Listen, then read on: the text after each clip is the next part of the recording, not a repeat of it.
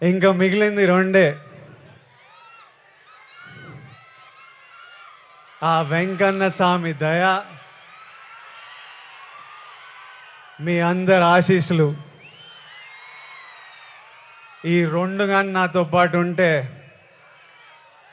వానెక్క ఏ నా కొడుకు మన నాపేదెల్లే ఏమి. ఇంకా మిగిలింది ఎన్ని దినాలు? ఏం నా వంశనా ప్రీమియర్లు వేస్తున్నావా అయింది? తర్వాత చెప్తాడంట.